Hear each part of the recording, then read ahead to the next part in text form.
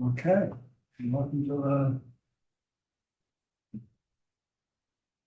Welcome to the January 14th. the January 14th Board Parks and Trails Advisory Board meeting. Perfect. Do you want me to start with roll call? Would you please? I would be happy to. Okay, Michael. Present. Perfect. Ryan. Present. Clarissa. Present. Matthew. Present. Perfect. Rebecca. Present. Will. Present. And we do not have council liaison Chris Mayton at this point. That concludes roll call. Here's your minutes. Changes to the agenda. Any changes to the agenda? Not having. And then I don't have any public comment joining us at this point. Public comment? If something changes, I will let you know. Thank you. Did everybody read the minutes? From last month?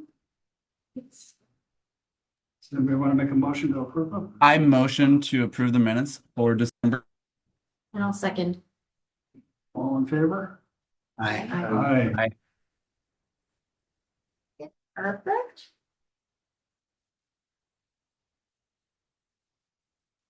Okay. You're down to new business. Okay. So new business, we've got new member, right? And do we still have an open seat?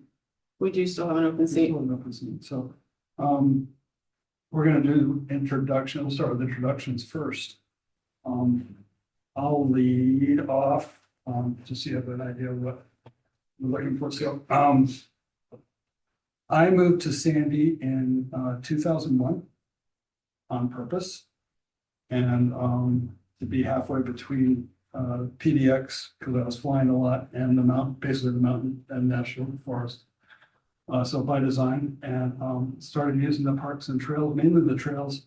I'm mainly a trail user. And then during COVID, I was actually walking Tickle Creek. Was down from where I was living at the time. And I'm walking Tickle Creek, and one of the bridge crossing, the one that's right on DeBarco, I can't remember what the bridge number is. But there was just a sign that said Parks and Trails Advisory Board. Volunteers needed, and I said, well, I've got nothing better to do, I'm just working from home, so I did that, so I joined in 2021-ish. And this just started my last term today. And I think the most rewarding thing that I went through, process I went through, was the master plan. And you guys had a copy of the master plan. It's on the website, but that is a really cool document. So, I mean, for me to look at like what the vision is, and as we, when we do pick out projects, it's kind of like triage through them and stuff.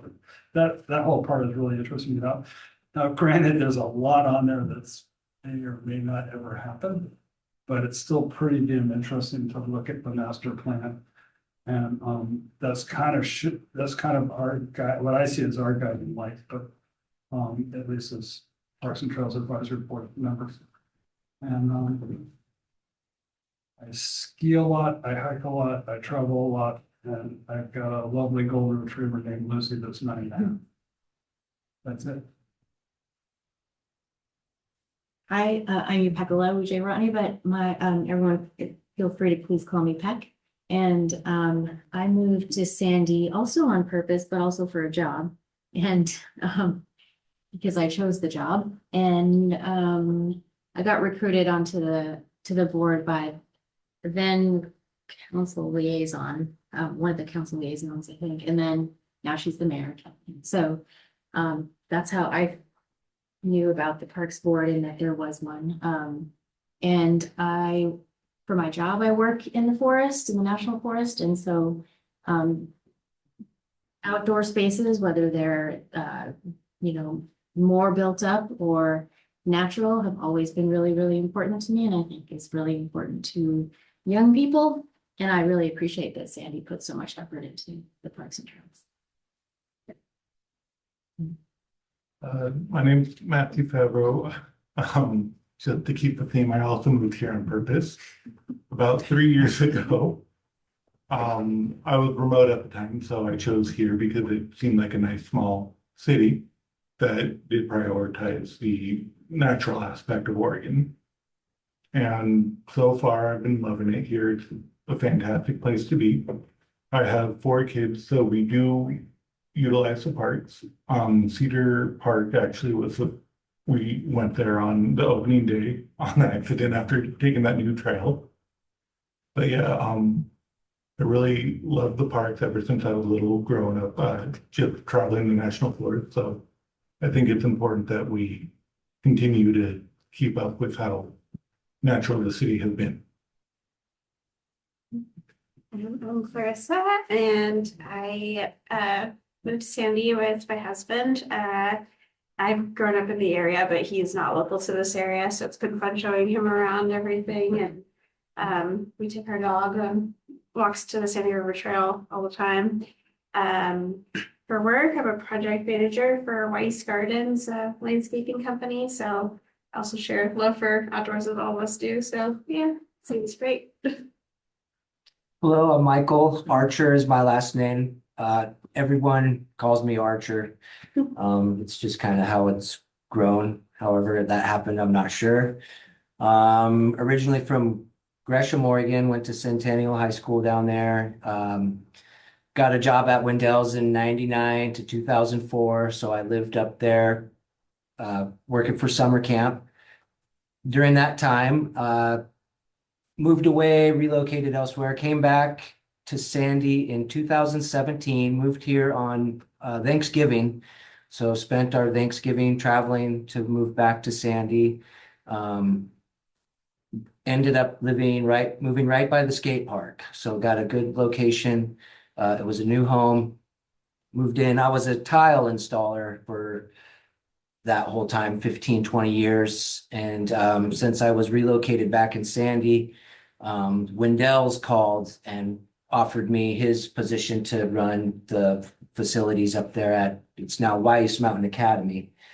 So I'm in charge of the 28 acres of the facilities, which is a huge skate park, mountain bike trails,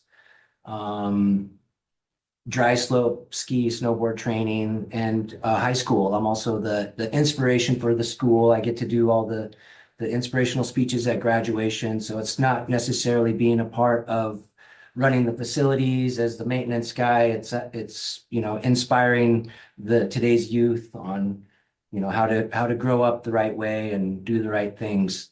Since I live next to Cedar Park, there was an opening for this position 1 year ago. So this is my 1 year anniversary as well. And I thought it was just hand in hand. Since I already work at a park, I live next to the new park. I'm able to be eyes and ears and some sort of advice on phase 2 whenever that happens. Our youth up there at Weiss Academy frequent Cedar Park as skateboarders and mountain bikers. And we do a lot of volunteer service. So I'd like to get our students more involved with parks volunteer service around the city of Sandy and give our way back that way. And yeah, we'll be here for, I've got 4 kids. 2 of them have graduated, 1 with honors. I have a senior now she's still 4.0, so real proud of her. And I have a freshman. So I got plenty of youth coming up through the Sandy school chain. Great. Ryan. Yep. Thank you. I was just waiting my turn. Wasn't sure when to jump in. Hi, I'm Ryan Altman. I'm actually a 5th grade teacher at Sandy Grade School. I actually taught Michael's daughter, his freshman. And she was an amazing kid, by the way. Well done. I have been a member of the Sandy community since about 2019, and I had a plot of I had one of the garden beds in the park, and John Wallace was my garden bed neighbor. And once he joined the Parks Department, he suggested that since I do have a son who goes to all the parks, and since we live next to Bornstead, he suggested I come in and apply for the board, and it's been a privilege to serve since 2021, I believe. And it's been an awesome experience. And for those that are coming in, it's great to be a part of something that is building, like towards something. And just the opening of Cedar Park and seeing how many people were there, it was just something special. Even though I might have played like a tiniest of parts, it was just the coolest thing to see and to be a little part of. And I'm excited to continue that and working with the rest of the board and all the staff at the department. And yeah, I'm just like jazzed to be with all of you, and I'm excited for what we're doing. We also have Chris Mayton. Can you hear us? Are you with us? Yes, I'm sorry, my video is not working right now, but I can hear you. Perfect. Do you want to give a little introduction of yourself? Oh, I can certainly do that. I'm a little humble though. My name is Christopher Mayton. I'm the city councilman. I've been in seat one for a little over 2.5 years now. I've been also on the planning commission. I did that for 5 years prior. Me and my late wife moved to Oregon. She was native from here. I am not, but we moved here in 2005 and we moved right to Sandy. So that's where we started our family. And I've been here ever since. When she passed away about 5 years ago, I took the adventure onto joining the city council. So here I am. Some of my biggest advantages of being in that position really is just to get to know our community more. It's unbelievable how I was a resident for 15 to 20 years and didn't know anybody in town. And then all of a sudden I got on a board seat and all of a sudden I'm meeting everyone. And that's just terrific because I really was one-sided in my thought, my own demographic, my own sociopath, our financial situation in our family. We lived in our house, but I had no idea the other ramifications that was happening in the city, such to nature our wastewater issues that we're having right now. And I'm very happy to get involved and take a proactive stance in it as a community member and help to try to preserve our residents' money and the way of life here in the city of Sandy. Thank you. Thank you for that. Well, I'm Tiana Rundell, and as of Monday, I am the Parks and Recreation Director. Hey, everybody. I have been an employee with the city since in a couple months. It'll be 6 years. I came over during COVID. Started as a Parks and Facilities Maintenance Level 1 employee here, and so I've worked my way up through the facilities team and maintenance staff. Absolutely love being part of Team Sandy. I reside up on the mountain, but I love being part of Team Sandy and I've got a great staff with me, and I'll let them introduce themselves. Perfect. I'm John Wallace. I'm the Recreation and Senior Services Manager for the Parks and Recreation Department. I moved to Sandy on purpose also about 6 years ago. Like Ryan mentioned, I live in the Bornstead Park neighborhood. Me and my wife have 2 children. They're 10 and 7. I worked for the city for March. It'll be 4 years. Before that, I had a history in public education. I was a 5th grade teacher, a PE teacher. I was a TOSA, which is an acronym for Teacher on Special Assignment, so behavior specialist. I was an academic coach, so helping teachers, best practice sort of things. My favorite part about that job was the fact that I had my summers free and I got to go and work at the summer camp that I grew up going to. It's where I met my wife when we were young counselors as teenagers, and I would go back and help run that program as an older adult. And that was kind of where my love for like the recreation aspect came. That's how I tried to run my classrooms, was that I wanted a sense of community. I wanted to build it. I wanted to have fun. And I wanted to do cool things for the youth. Well, math and English and all of those things are important. My passion was really more like community focus driven, and both things could be true. So when I stepped into this role, I got to kind of take that summer camp vibe in a lot of ways and give it to a community that I live in. And it's been really great to me and my family. So proud to work for the city. Happy to have such a wonderful board to work with, and I'm excited for the next little bit. And congratulations, Tiana. Very excited to have you. Thank you. I am Chelsea Jarvis. I am the Executive Assistant for the Parks and Recreation Department. I have been here about almost 4 years, And this position as the executive assistant was just a really good, it seemed like it was going to be a really good fit. I have a bachelor's in business administration, and I also have worked in the past with seniors. And so that when this position came open, I thought it was a really great merging of both worlds. So I jumped on that opportunity, and it has been a really great almost 4 years. And the team that we have is really great. Like, I couldn't ask to work with a better group of people. So it's been a pleasure to be part of the team and also to kind of help out and kind of be a part of the Parks and Trails Advisory Board and get to see all these parks that we're building. And it's just been a really great experience. So I'm happy to be here. I want to talk about just our staff holistically. We are 3 people of a 12, 11 person staff. That is, sorry to jump in. Go for it. It's our parks facility and maintenance crew, our recreation crew, and then our senior services crew. So there's kind of like 3 subcategories that filter into our department. 4 subcategories that filter into our department: maintenance, parks, senior services, recreation. Did I get that? You got it perfectly. Perfect. And this is a picture of our team during our holiday celebration. We'll touch a little bit more on the accomplishments of all of those things kind of in this presentation. If you're okay with it, we will just move into the remainder of our presentation. Yep. So we're going to start with the board orientation. As a reminder, we just want to let returning members and introduce our new member know that the board's primary role is to advise city council and staff on parks, trails, facilities, recreation, senior services, and open spaces. The board represents a community perspective. Members bring forward insight from park users, neighborhoods, and interest groups to help ensure decisions reflect community needs. Your support, it offers long-term planning and stewardship, and this includes thinking about sustainability, equity, and long-term care of our public assets. The board serves in an advisory, not decision-making capacity. Your role is to provide thoughtful recommendation that inform city council and staff decisions. Members will review plans, policies, and projects. Your feedback helps improve clarity, functionality, and community alignment before items move forward. You will balance individual viewpoints with a broader community interest.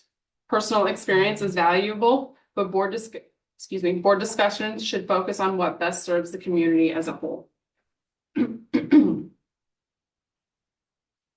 will act as ambassadors for the Parks and Trails system, and board members help share accurate information, build public trust, and promote stewardship of the city parks and trails. Slide, please. Our meetings are currently scheduled for the second Wednesday of each month, and we are required to meet at least a minimum of 6 times per year. There will be a structured agenda with staff reports, if warranted, for the agenda items and discussion items provided in advance of the meetings. We ask that you review the materials ahead of time, attend meetings regularly, and participate in discussions. There is an opportunity for the public to provide input and have public discussion. If the public wishes to do so, the chair will call on each person when it is their turn to speak for up to 3 minutes, and board members are asked to listen respectfully and consider comments as part of their advisory role. Before you on this slide is a tentative meeting schedule of what this next year may look like for us. And this is, of course, subject to change if there's new developments that come into the city and land use decisions that we need to provide advice on, and any number of other interesting things that could come up with the parks and trails throughout the year. But this is tentatively what we are looking at moving forward. There are some dates that we have already planning to not have a meeting that month unless something arises that we think that we need to address. So, for instance, in July, a lot of people are traveling, their summer plans, so it's a good time to take a break and step away. We're thinking maybe March, maybe April, we could do a parks tour. I don't think very many of you were with us the last time that we did a parks tour, so it'd be nice to take you all around and show you our parks again. But we'll see what, see if winter has come to town and what month makes the most sense to do that. June, that's another one to call out. We will get back on the proper schedule and we will do board re-elections again at that time for chair and co-chair and secretary. With Rochelle's transition out, we got a little off schedule, so we're gonna resume the proper scheduling of that. Next slide, please. I actually need that one bigger so I can read it.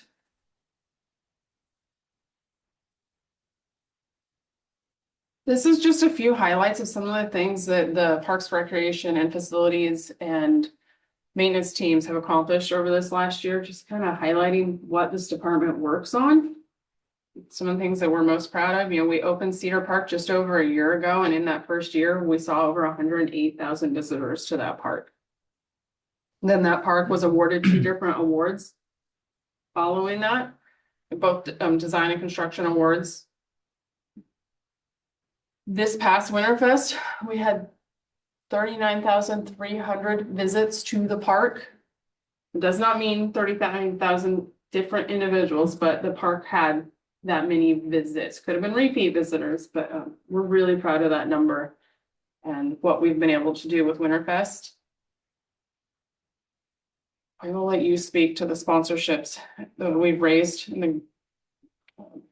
I don't know, that's all Carol, if that's a team, so I'm gonna let you highlight that. It's a huge chunk of Carol, one of the people we talked about in our recreation staff. We've got 2 recreation coordinators. One of them is Carol Cohen. Carol Cohen, a big part of her job duty is sponsorships and partnerships. So she's reached out to community members, organizations, businesses for sponsorship opportunities to help raise money and support Winterfest to keep that more sustainable. And this year we raised about $24,000 in sponsorships, and we had over 30 different businesses, organizations, or families sponsor in some capacity, whether that's like your top tier gold sponsor or wanting to sponsor a decoration of the park or wanting to sponsor at some of our events. Just reaching out to the community and seeing how many different people, families, and businesses wanted to be involved, I think speaks to the quality of work that not just Carol does, but how important Winterfest has become as a tradition to our community. So it wasn't a beg or a plea. We present the opportunity and people are really excited to be a part of that community event. And so we look forward to continuing that as a Sandy tradition for years to come. Oops. No, you're fine. I won't read each bullet too. I just wanted to highlight some of what we were able to accomplish this last year and what we might be coming to you, similar items for advice and discussion in this next year. And to kind of think about guiding those discussions and what we're doing, I wanted to share with you our mission and our vision. The City of Sandy's Parks and Recreation team will help engage and strengthen community belonging by developing and maintaining safe, clean, and accessible parks, as well as providing inclusive, diverse programs and services. And with our vision, we aim to advance Sandy's parks, programs, services, and policies while striving to be a leader in the field of parks and recreation and a pillar to the community of Sandy.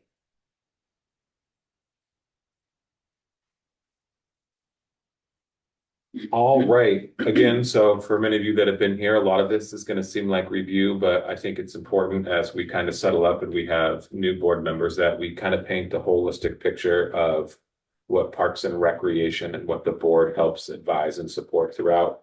So I will speak about recreation and then senior services, and I'll kick it back over to Tiana to kind of give you that whole view approach of the parks, trails, maintenance, and facility side of things. So we have 2 full-time recreation coordinators, Carol Cohen, who I talked about briefly, and Amy Lytle. And one of their jobs as a recreation coordinator is community events. And we have a plethora of events that run seasonally. So teen event, silent disco. Again, I think if I read every bullet point, it'll become monotonous. So I'll pick out some of our kind of large scale ones. We have a summer sights and sounds where we do concerts in the park, movies in the park. We've got Mountain Festival, which is not something that the city puts on, but we partner with the Mountain Festival board and we do kids events for that. We have our Winterfest programming. And one of our new events that we started in the past little bit was Yappy Hour, which is a canine carnival for dogs. And we do that at Bluff Park. And this year will be our third year of doing that. It was super fun. Last year we had around 15 different animal themed organizations come out and set up booths, and you go along with your pooch to each little booth. And they have anything from like doggy obstacle courses to handprint painting to bobbing for really squeaky, awesome, not annoying at all balls that the IT department put on. And yeah, super fun events. Along with events, we also have classes and programs. Some of those things that we do internally with our staff, some of those are contracted professionals that work with an agreement. Some of them are with partners. So some of the things that we do internally is like functional fitness classes. Some of our contracted things we do are like we do a kindergarten dance or kinder combo and kinder dance for ages like 3 to 9, ballet essentially. And then some of our partners, we work with Toto Suntos, and they come in every Wednesday and they do like a birth to 4 to 5 mommy or daddy and me classes where you come in with your kid and do art projects and sing-alongs. We've got cooking classes. We've got our community gardens that Ryan talked about. We partner with the athletic club to try to offer some low-cost swimming opportunities. And then we contract with local organizations that do sports camps in the summer. We do 2 internal, our staff focused sports. That is Mountain Storm, which is a youth basketball league. We have an instructional league that focuses on kindergarten through 2nd grade. Essentially, those are kind of like PE classes structured. So kindergartners will come in and we'll lead through drills and we'll teach basically the components of basketball. And we do that K through 2. And then we have a 3rd and 4th grade, 5th and 6th grade recreational league, which is 5-on-5 basketball, referees, teams, scheduled practices. And then we have an adult softball league, which is more competitive, where anyone can join, but a lot of times you'll get businesses or organizations that say, hey, we want to get together, team up and have a team. And I think we had 12 teams last 2 years. And that's about at capacity is what we can structurally handle. The last thing that they do is fundraising and sponsorships, and then volunteer coordination. We've got many volunteers that help lighten the load and work for us. And that's kind of the holistic view of recreation. But we are also the senior services department too. So our center is the community center / senior center with a large focus on senior services. We have 2 full-time senior staff. We've got a client services coordinator. Her name's Carolina Smallwood, and we have a transportation coordinator named Mark Young. And a large portion of what they do are programs that are supported by our state and federal funds. So we have a transportation program. So we can provide transportation to seniors. A lot of times that looks like we'll do trips and outings, and we've got a 14-passenger bus, and we'll take a group out to a hike at lunch. On Friday, they are going to the Dalles Dam, and they're going to get like a tour of the dam and get to see that. They're doing the bird watch. They're doing the bird watch. The eagle. I can't remember. He does so many things. That was an example. He'll also go to the casino. He'll go to like pet shows. He'll go to the Dahlia Festival, anything that seems exciting. Our nutrition program, we are the hub for Sandy's and the neighboring communities' Meals on Wheels. So we serve homebound seniors meals that meet the nutritional requirements of the Older American Act. These numbers are close, but about 70 seniors last year receiving about 12,000 meals through our Meals on Wheels program. And that is for seniors that are homebound, meaning they're pretty isolated and stuck in place. And we've got a group of volunteer drivers that not just deliver the meal, but it's a way for them to make contact with people, to check on them that if something's maybe seeming off, they get to come back to Carolina and our staff and say, hey, they might deserve a phone call or a well check appointment. It's a way to keep them connected to what we're doing to other humans and get their nutritional needs met. We are also our congregate dining site, which is we serve lunches weekly And seniors that are not homebound can come into our center and eat and congregate and talk and play cards and puzzles and have their meal there as well. We get funding for evidence-based exercise classes, and the one we have right now is Tai Chi. So we've got a Tai Chi instructor.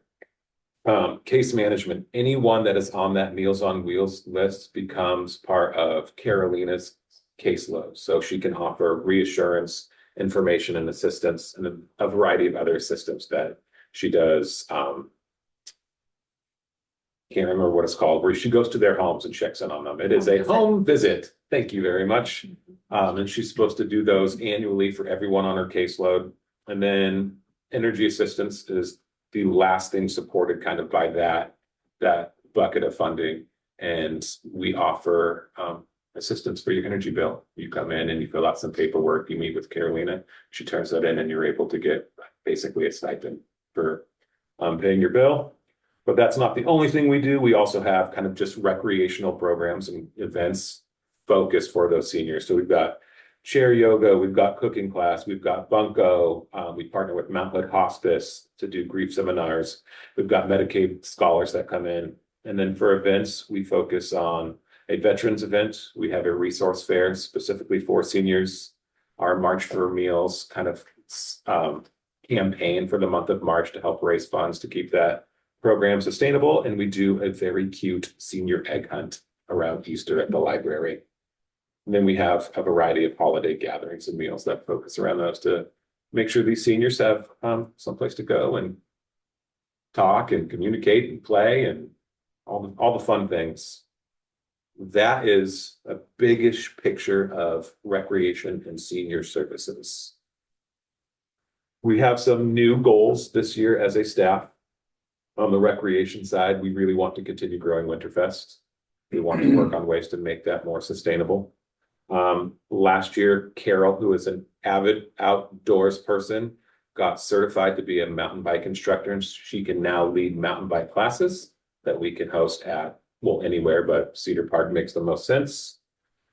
We were thinking about working with the Mountain Festival Committee to see if we can offer some more, instead of just youth focus, some more larger things like a fun run of sorts. Could it be 4th of July themed? We have this beautiful skate park, pump track, jump line, and we are going to have a skate and bike competition. And we're hoping that to be a large scale regional draw competition that is on the calendar for the 22nd and 23rd for skaters and bikers of all ages. And then one of the things that we're kicking around, we don't have, for all of our sports leagues that we do right now, we have to rent space from the school district, which is fine, they have it available, but we've got all these amazing park systems. So how can we utilize space that we already have? And so we're talking about doing a fall kickball league where we can use our open grass space to have adults come in and play some kickball as well. And then for our senior services, we just signed up for Meals on Wheels America, which supports organizations like we're doing that serve Meals on Wheels. And by joining there, we get different grant opportunities. We get different fundraising campaigns, and it's a coalition of people that kind of work together to best serve our clients, and then just working on gathering sponsorships. I think that is it for me. Parks and Trails. Is there any questions? I know a lot of you have heard this stuff before, but you might have some more after I went through that. And Matthew, if anytime you have questions. Yeah. I had a question about Winterfest, that number that you said you raised, that was in sponsorships for this year's Winterfest. It's not like there's extra money that will then go into next year's Winterfest. That was just to fund this year. That sponsorship goes in to help basically kind of offset the cost that it takes staff, lights, time, all of that to help make it more sustainable. Yeah. I can probably help support the mountain bike coaching clinics that if they want to come up to campus, if the schedule works out around what our programs are doing. And we have an airbag to jump into and a mulch jump, which Cedar Park doesn't have. So if they want to. I love that. And I definitely want to reach out with you and connect you to Carol. Carol's certification is for like entry level. like get on your bike and working on those skills. While airbags sound awesome, I think her classes and what she does might not warrant the same level. Right. But it doesn't mean that we shouldn't do something like that here and have an opportunity to do that. So Yeah. that's awesome. We'll definitely reach out. And I've heard some big skate names coming for the event as well, so. Yeah, I think the skate competition is gonna be pretty awesome. Any other questions? All right, So for the Parks and Trails Maintenance Team, we have 3 full-time staff members that take care of our parks and trails, so Brandon, Jacob, and Casey. They maintain 19 developed parks, our public spaces and green spaces within the city limits. Our total acreage is just around 283 acres of parkland trails, open spaces, with about 40 of those being actually developed parks that they maintain. And I mean, that's from weed and invasive species removal, the mowing, repairing playgrounds. These photos, you see, we've got some more. Porter Bridge 1 has just been a target of the trees the last few years. So, and winter storm damage, they're out there cleaning up the downed trees, repairing infrastructure. The staff is also considered essential employees. So anytime we have snowstorms and city might be starting late, this team comes in and tries to clear the snow and make sure the city is ready to open and invite everybody and welcome them back. And then this last September, we were successful in developing a facilities maintenance team. Facilities maintenance used to be the responsibility of those 3 other staff members on top of taking care of our parks. We now have hired 1 full-time staff member as of September 24th. And he is doing amazing work, and that is Ryan Schneider. This is just one photo before and after over at the community center where there was some water damage on the floor, and he was able to patch and repair that work. Last December of 2024, it was taking us roughly 420 hours from the time that a facility would ask for help to where our team could get there and provide that help and manage that with their other responsibilities and duties. Ryan has reduced that response time down to 76 hours this December. And Deer Point Park. That's a You quick- all, That's a quick question. yes, please. On that 282 acres that we're assets, how much of that is, how big is Sandy River? Big. You know, Let me look it up for you. Let me look it up for you. It's a large portion of that. Yeah. Significant. I figured it was a chunk, because I thought that number was small, the 282, but now, yeah.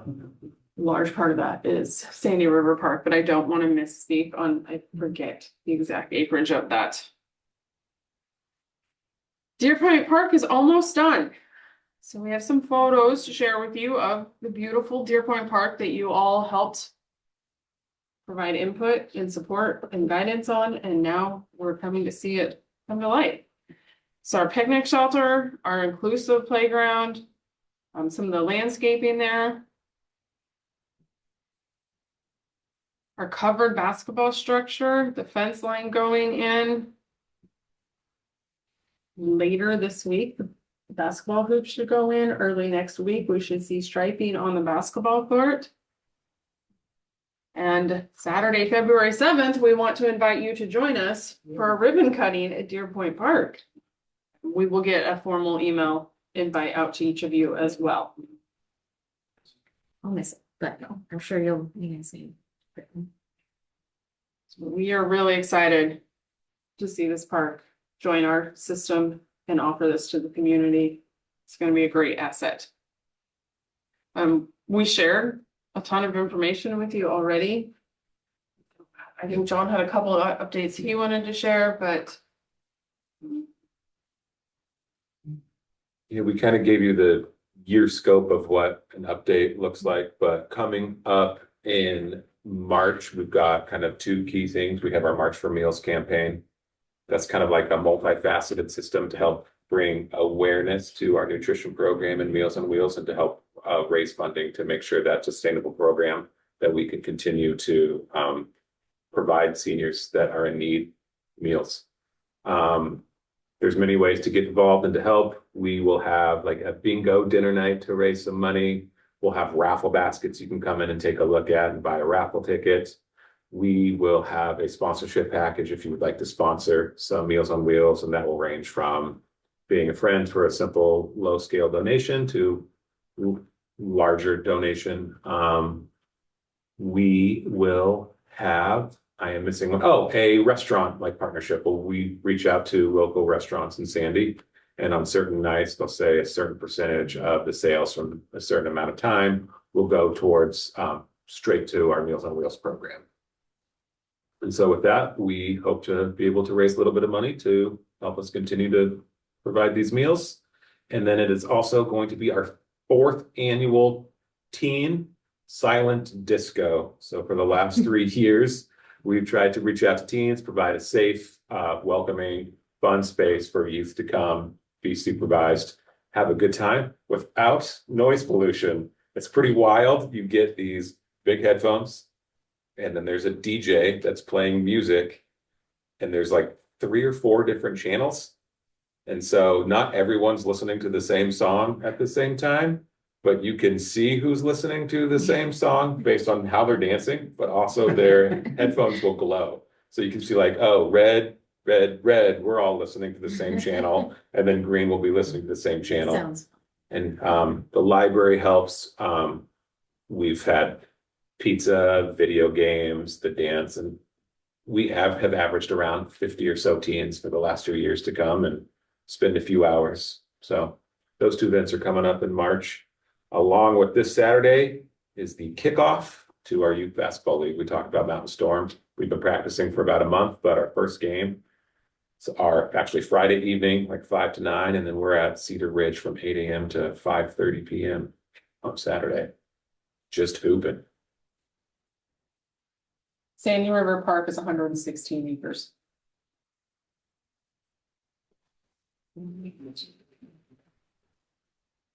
Any other questions about anything we shared with you this evening?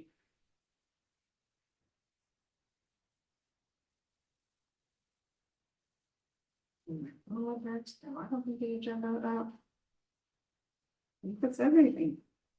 Jeff, are you ready to adjourn? I'm ready to adjourn. Meeting adjourned. Right? Thanks, guys. Thank you, everybody. And welcome